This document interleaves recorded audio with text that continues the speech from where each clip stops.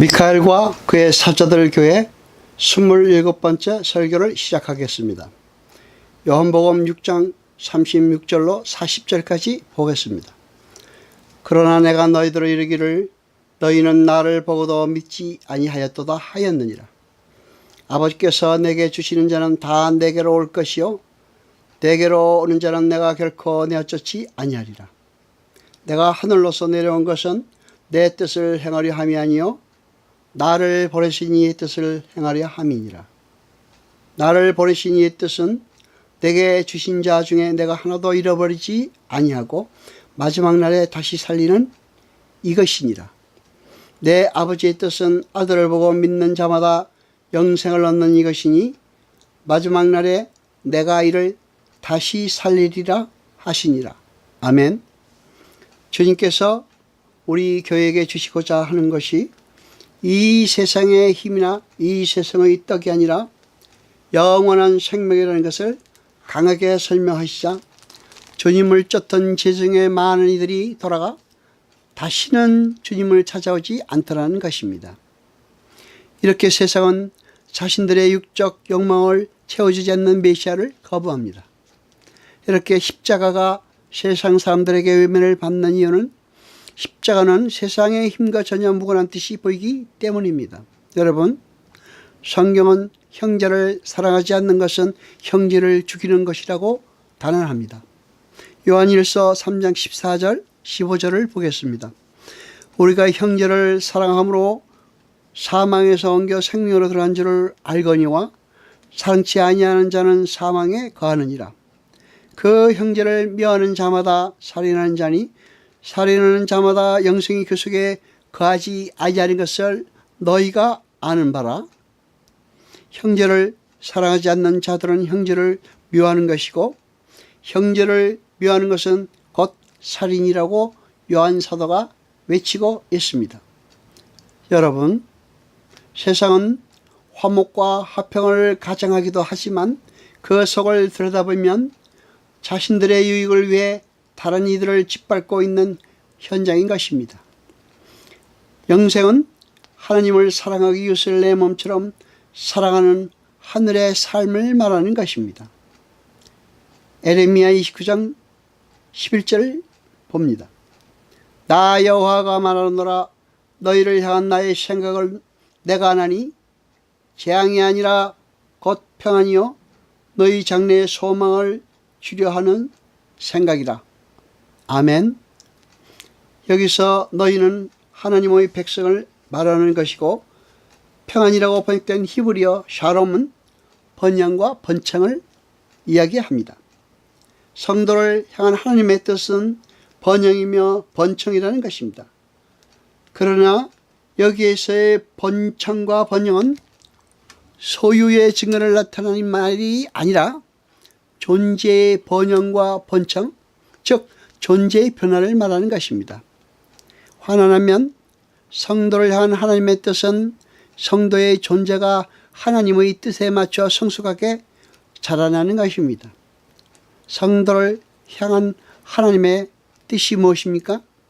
하나님과 이웃을 사랑하는 것입니다. 요한복음 6장 53절로 56절까지 보겠습니다. 내 살을 먹고 내 피를 마시는 자는 영생을 가졌고 마지막 날에 내가 그를 다시 살리리니 내 살은 참된 양식이요 내 피는 참된 음료로다. 내 살을 먹고 내 피를 마시는 자는 내 안에 거하고 나도 그 안에 거하나니. 아멘. 여기서 먹고 마신다는 단어가 전부 현재형입니다. 헬라의 현재형은 진행의 의미가 있습니다.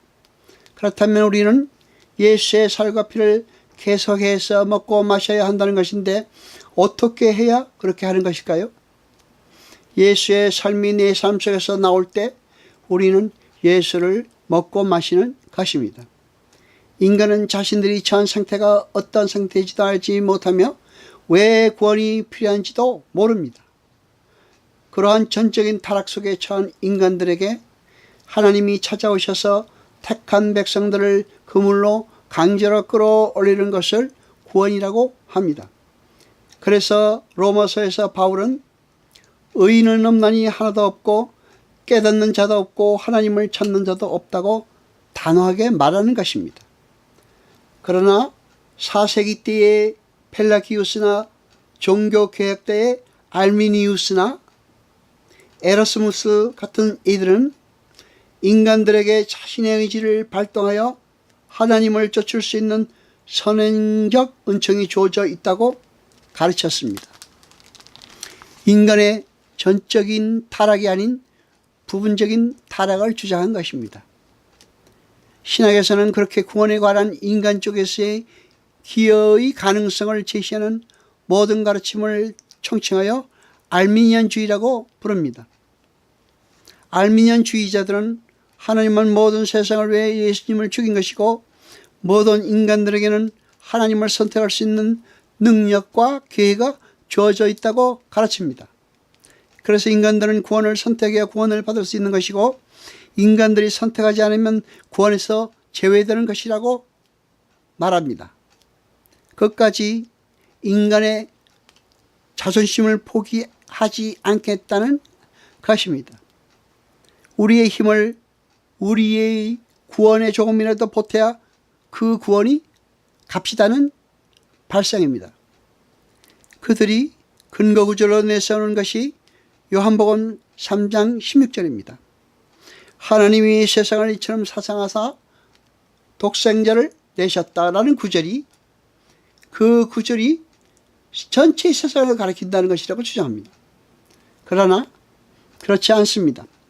오늘 본문 37절에도 주님은 아버지께서 주신 자들만 당신께 나올 것이라고 말씀하십니다. 자기의 의지에 따라 나오는 것이 아니라는 말입니다. 예수님은 세상 중에서 하나님께서 주신 사람들만을 위해 오신 분이라고 직접 말씀하십니다. 요한복음 17장 6절을 보겠습니다. 세상 중에서 내게 주신 사람들에게 내가 아버지의 이름을 나타내었나이다. 저희는 아버지의 것이었는데 내게 주셨으며 저희는 아버지의 말씀을 지키었나이다.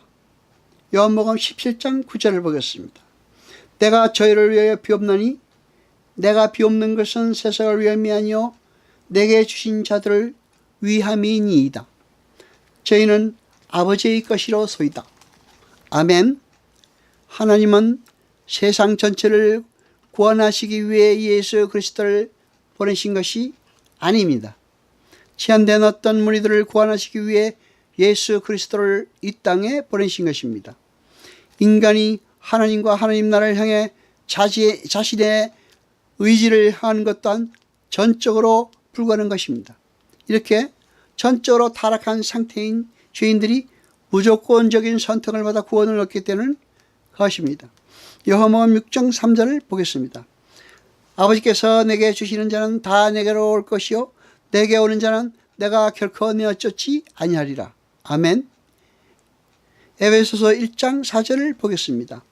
곧 창세전에 그리스도 안에서 우리를 택하사 사랑 안에서 그 앞에 거룩하고 흠이 없게 하시려고. 아멘. 창세전에 우리를 선택하셨다. 과거 시제입니다. 그런데 본문 37절은 시제가 현재와 미래 시제로 되어 있습니다. 내게 주시는 자는 현재이고 내게로 올 것이오는 미래 시제입니다. 그리고 내게 오는 자는 현재 시제입니다. 하나님은 창세전에 이미 우리를 선택하셨고 그 선택하신 자들을 위해 당신의 독생자를 세상에 보내셨습니다. 그런데 창세전에 선택받은 하나님의 백성들은 각자의 현재에 주님께로 나오며 주님은 그 현재의 시간에 그 백성들을 챙기시는 것입니다. 따라서 아직 하나님께로 돌아오지 않은 많은 이들이 그들의 현재에 하나님께로 돌아오도록 바로 오늘 복음을 전해야 하는 것입니다. 하나님께서 창세전에 택하셨지만 그들은 그들의 각각의 현재에 하나님께로 돌아오도록 되어 있기 때문입니다. 주님은 하나님께서 당신에게 구원해내라고 주신 자들을 하나도 잃어버리지 않고 끝까지 구원해 내신다는 것입니다. 로마서 8장 35절, 38절, 39절을 보겠습니다. 누가 우리를 그리스도의 사랑에서 끊으리요? 환난이나 곤고나 핍박이나 기근이나 적신이나 위험이나 칼이랴. 내가 확신하노니 사망이나 생명이나 천사들이나 권세자들이나 현재 일이나 장래 일이나 능력이나 높음이나 깊음이나 다른 아무 피조물이라도 우리를 우리 주 그리스도 예수 안에 있는 하나님의 사랑에서 끊을 수 없으리라. 아멘. 여호와 아버지 하나님, 거룩하시며 세세토록 영광과 찬송 받으셔서 말씀을 절대에 깨닫게 하시며 우리로 진리를 알게 하소서.